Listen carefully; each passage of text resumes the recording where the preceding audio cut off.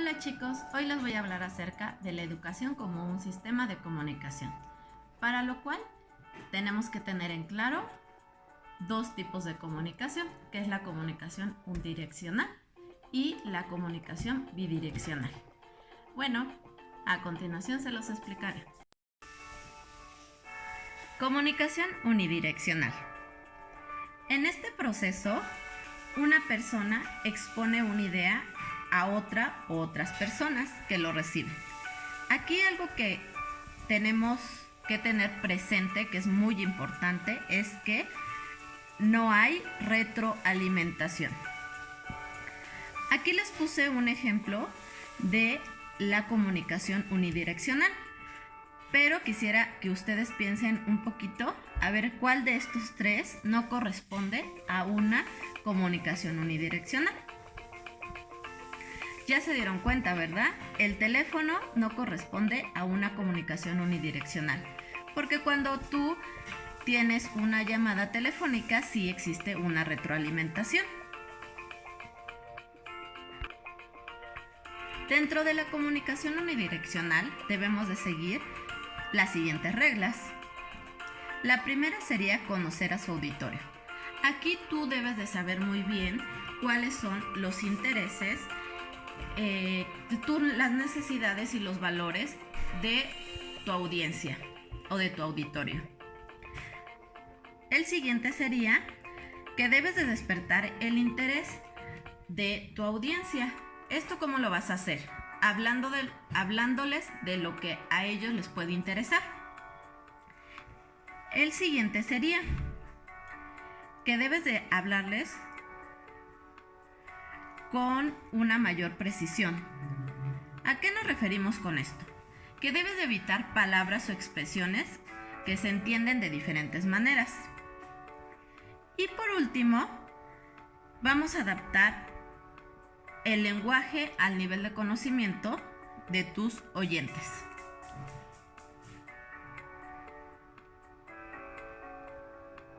En nuestra comunicación unidireccional vamos a detectar unos inconvenientes, que sería el malentendido y la frustración. ¿Por qué se dan estos inconvenientes? Por la falta de retroalimentación.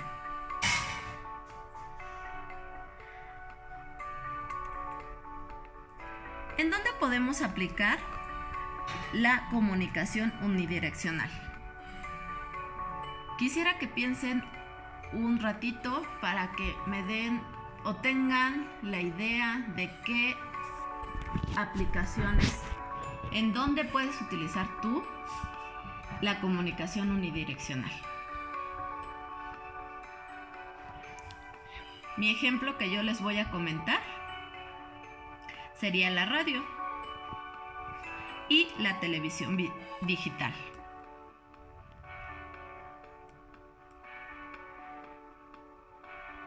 Ahora les hablaré un poco del otro tipo de comunicación, que es la comunicación bidireccional. ¿Qué es lo que sucede dentro de la comunicación bidireccional? Como lo podemos ver, aquí sí va a existir una retroalimentación. ¿Por qué?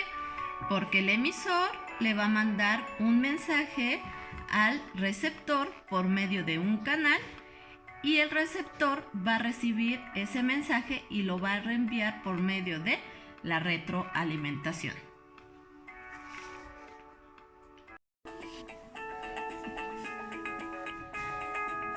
La primera condición de la que vamos a hablar es acerca de claridad. Aquí el lenguaje debe ser entendido por el emisor y el receptor. ¿Qué pasa con el canal? El canal debe de estar limpio y despejado para que el mensaje pueda viajar sin ninguna alteración.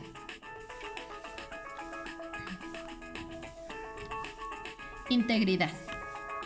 Con respecto a la integridad, la comunicación se debe de dar en términos agradables y conciliadores, a fin de integrar a todos los involucrados. Aprovechamiento de la organización informal.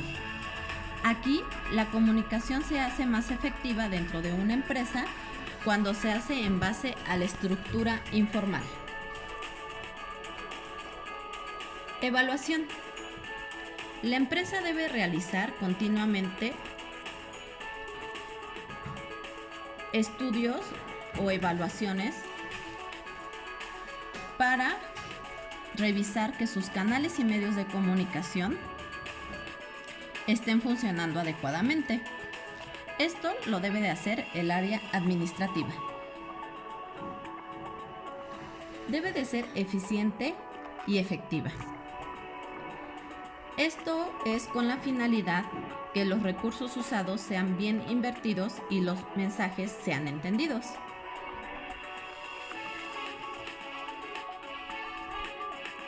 Moderación. Las partes no deben de abusar del hecho comunicativo, sino que deben de usarlo de manera concisa y precisa. Y por último tenemos la difusión. Aquí va a ser necesario que la comunicación se haga también por escrito, para que haya un respaldo de la información.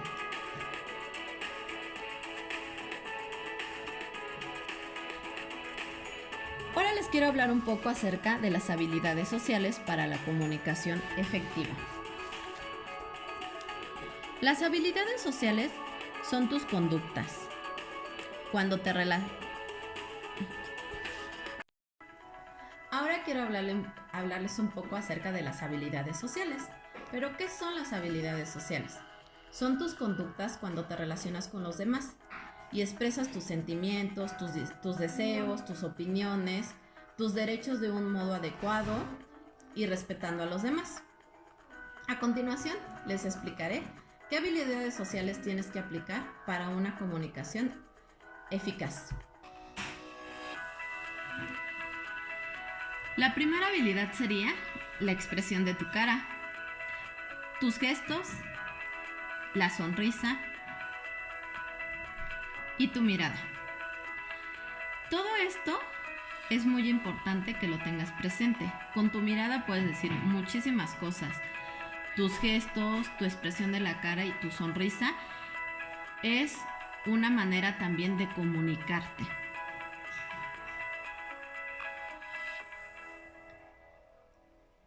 La postura de tu cuerpo al hablar.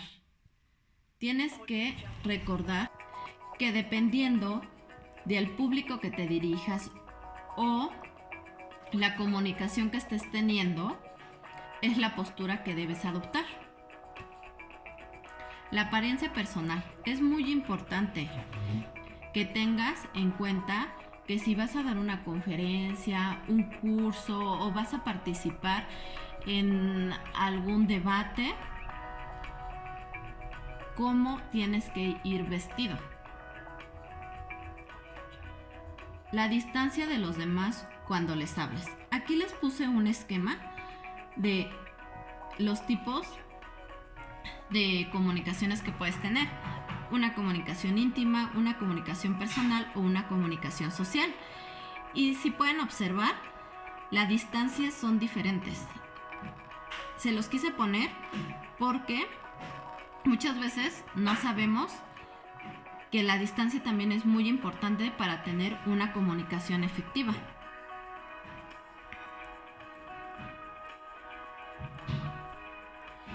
El volumen de tu voz. También tienes que tener en cuenta qué tipo de volumen vas a utilizar dependiendo de la conversación. Muchas veces me he encontrado que los chicos quieren exponer y para que les hagan caso, en lugar de subir su voz, gritan. Entonces, pues tienes que tener presente los tipos de tonos que debes de utilizar dependiendo de si vas a exponer, si vas a tener una conversación informal. Entonces, no se les olvide esto, por favor. Los movimientos de tus piernas y brazos al hablar son muy importantes porque pueden expresar y decir muchas cosas, tus movimientos corporales. Bueno, con esto concluyo mi aportación. Pero sin antes decirles que no se les olvide que todos estos puntos de los que les hablé los tienen que tener muy presentes, y más si son educadores o si son conferencistas o si se van a expresar a un público que quieran ustedes llamar su atención. Quiero decirles que muchas veces lo que nos impide a nosotros cuando queremos enviar un mensaje son las barreras. Muchas veces no tenemos presente que existen muchas barreras hacia nuestro alrededor que nos impiden transmitir ese mensaje, que al momento de transmitir el mensaje se pierde por esas barreras que hay a nuestro alrededor. Hay que tenerlo presente para poder evitar que estas barreras influyan en la transmisión de nuestro mensaje. En mi caso estoy estudiando pedagogía y he entendido que estos puntos son muy importantes porque dentro de la educación también vamos a encontrar problemas y barreras, como van a ser el bullying, problemas familiares que los niños pueden tener en casa, autoestima y algunas otras cosas que muchas veces los profesores no los tenemos presentes, que son problemas y barreras que va a haber para que haya una comunicación entre los profesores y los estudiantes. Así que espero que tengamos presentes todos estos tips que les di, que tengamos presente qué es una información unidireccional y una información bidireccional, que en nuestro caso la información que sería más útil y la que vamos a utilizar sería la información bidireccional, porque así le vamos a permitir al estudiante que él también se pueda expresar y se sienta que es importante, y de esa manera también vamos a tratar. Ahora vamos a platicar un poquito acerca de las reglas que debemos de seguir en una comunicación bidireccional. La primera regla sería: lo que es claro para usted puede no serlo para los demás. La otra sería que debemos de utilizar la solicitud de feedback, pero la debemos de utilizar de forma indirecta. Un ejemplo de ello, ¿cuál sería? ¿Cómo haría lo que les he dicho? Aquí, por favor, quiero que no se les olvide, que lo tengan muy presente, que la vamos a utilizar de forma indirecta. No la podemos utilizar de forma directa. Un ejemplo de forma directa sería: ¿está claro? ¿Has entendido?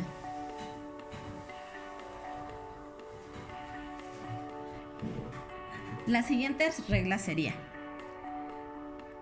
ver la discrepancia del otro. Esto nos va a dar una posibilidad de enriquecimiento. Repetir las palabras del otro con un leve tono de interrogante. Esto va a invitar al interlocutor a ofrecerle información adicional.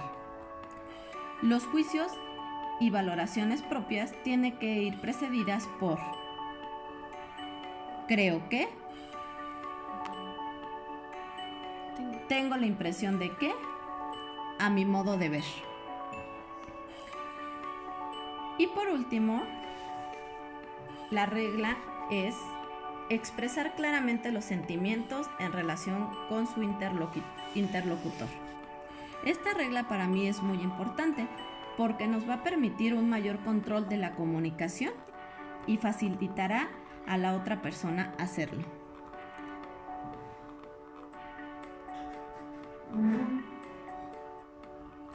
Dentro de la comunicación bidireccional encontraremos los siguientes inconvenientes, que sería la inseguridad por parte del emisor como parte del receptor. La interrupción, debido a que como existe una retroalimentación, constantemente van a haber interrupciones. Y por último, el tiempo, porque en la comunicación bidireccional vamos a ocupar más tiempo que en la comunicación unidireccional.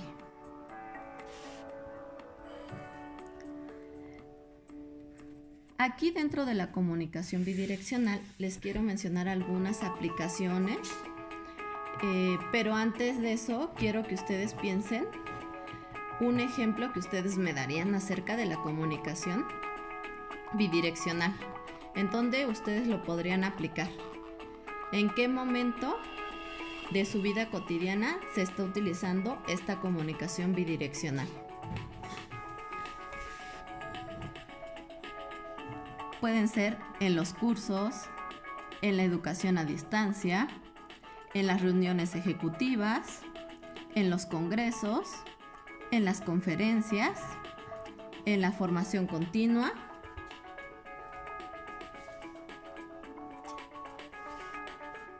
No olvidemos que dentro de la comunicación también pueden existir ciertas barreras, que son las que les voy a explicar a continuación para que las tengan presentes y las analicen, para que cuando ustedes tengan una comunicación bidireccional, estas barreras no sean un impedimento para que su comunicación sea de una manera eficiente y eficaz.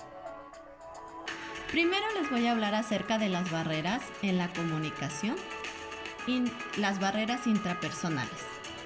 Aquí en estas barreras intrapersonales van a existir 4 diálogos internos negativos. El primero sería el catastrófico. ¿A qué nos referimos con catastrófico? Bueno, aquí se va a presentar ansiedad, culpabilidad, lástima, menosprecio.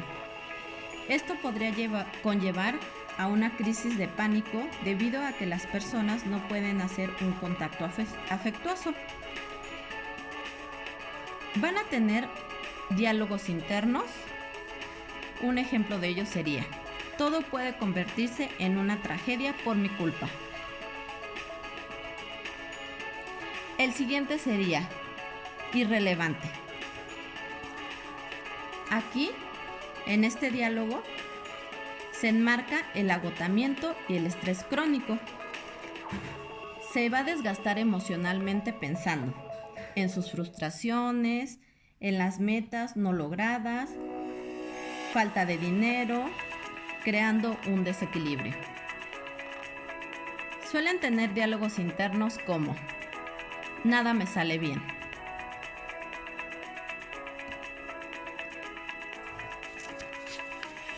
Víctima. Se caracteriza por tener diálogos internos desesperados y desprotegidos. Este estado no tiene cura y no tiene avances en sus metas.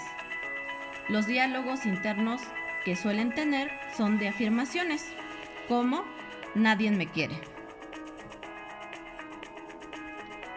El siguiente sería autocrítico. El autocrítico tiene rasgos de sentirse inútil y resentido socialmente, y algunas veces es cruel consigo mismo. Él tiene frases internamente como: nunca hago nada bien, no puedo, no le importo a nadie.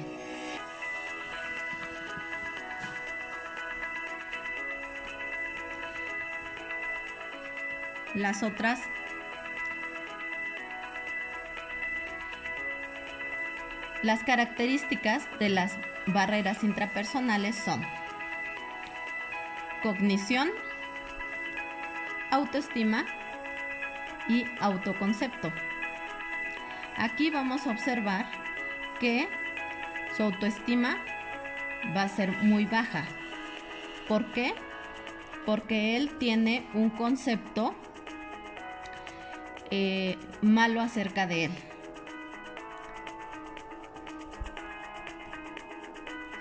Ahora vamos a hablar acerca de las barreras interpersonales. En estas barreras tenemos las barreras personales. Dentro de las barreras personales podemos considerar la actitud, el estado de ánimo, las percepciones, los rasgos de la personalidad,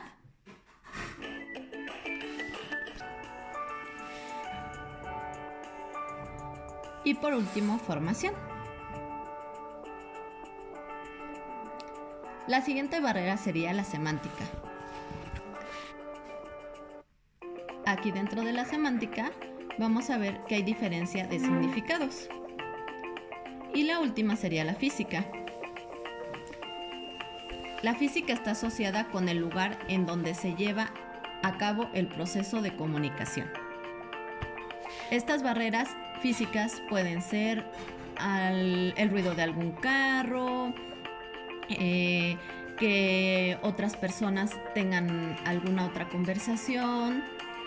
En la semántica, ejemplos de la semántica, podemos mencionar, sabemos que aquí dentro de nuestro país, México,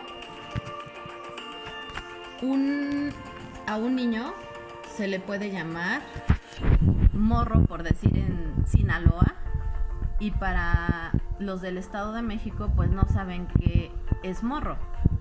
Ese sería un ejemplo de semántica.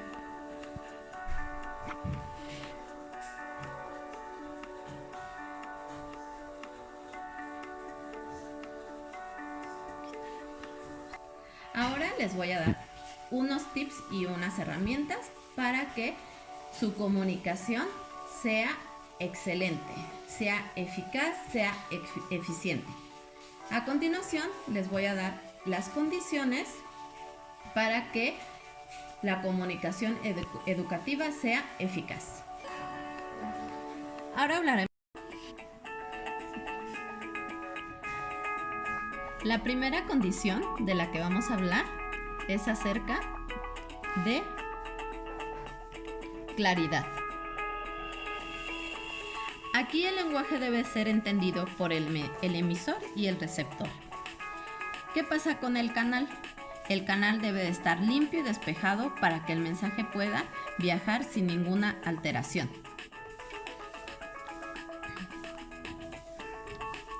Integridad. Con respecto a la integridad, la comunicación se debe de dar en términos agradables y conciliadores, a fin de integrar a todos los involucrados. Aprovechamiento de la organización informal. Aquí, la comunicación se hace más efectiva dentro de una empresa cuando se hace en base a la estructura informal. Evaluación. La empresa debe realizar continuamente estudios o evaluaciones para revisar que sus canales y medios de comunicación estén funcionando adecuadamente. Esto lo debe de hacer el área administrativa. Debe de ser eficiente y efectiva.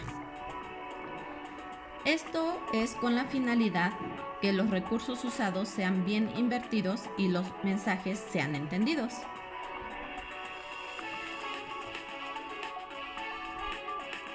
Moderación. Las partes no deben de abusar del hecho comunicativo, sino que deben de usarlo de manera concisa y precisa. Y por último tenemos la difusión. Aquí va a ser necesario que la comunicación se haga también por escrito, para que haya un respaldo de la información.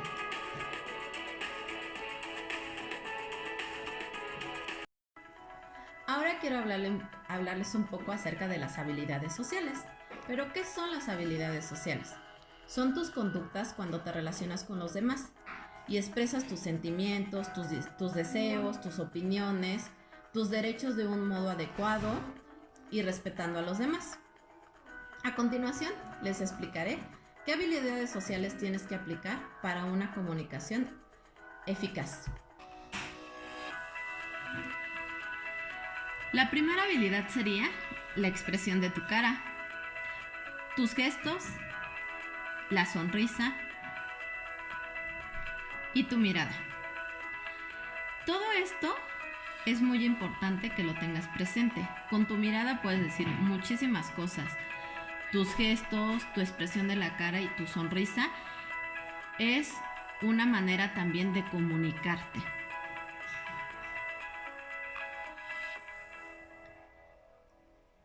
La postura de tu cuerpo al hablar.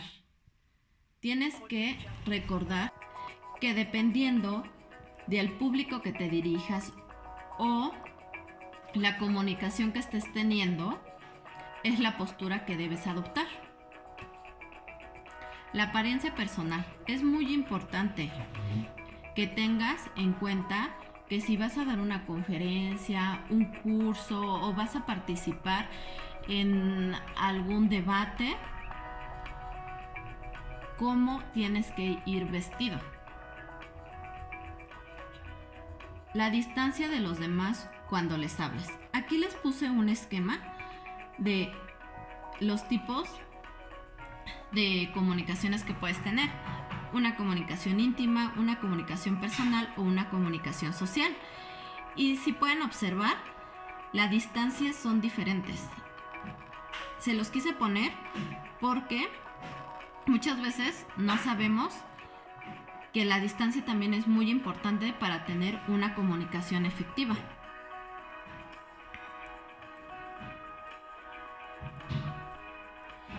El volumen de tu voz. También tienes que tener en cuenta qué tipo de volumen vas a utilizar dependiendo de la conversación.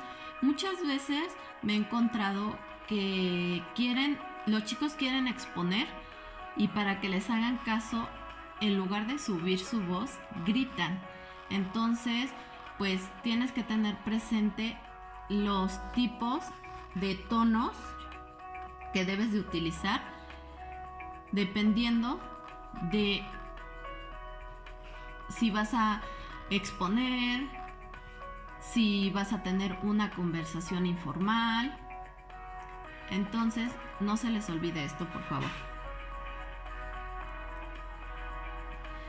Los movimientos de tus piernas y brazos al hablar son muy importantes porque pueden expresar y decir muchas cosas, tus movimientos corporales. Mi aportación.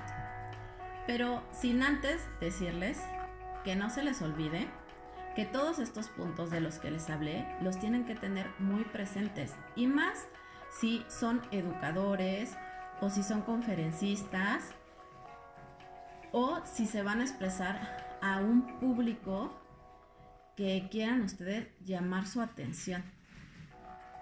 Quiero decirles que muchas veces lo que nos impide a nosotros cuando queremos enviar un mensaje son las barreras.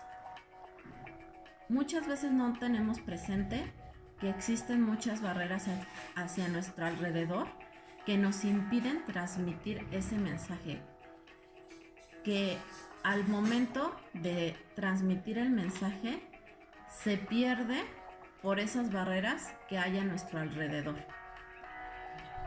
Hay que tenerlo presente para poder evitar que estas barreras influyan en la transmisión de nuestro mensaje. En mi caso estoy estudiando pedagogía y he entendido que estos puntos son muy importantes porque dentro de la educación también vamos a encontrar problemas y barreras, como van a ser el bullying, problemas familiares que los niños pueden tener en casa, autoestima y algunas otras cosas que muchas veces los profesores no los tenemos presentes, que son problemas y barreras que va a haber para que haya una comunicación entre los profesores y los estudiantes. Así que espero que tengamos presentes todos estos tips que les di que tengamos presente qué es una información unidireccional y una información bidireccional, que en nuestro caso la información que sería más útil y la que vamos a utilizar sería la información bidireccional, porque así le vamos a permitir al estudiante que él también se pueda expresar y se sienta que es importante, y de esa manera también vamos a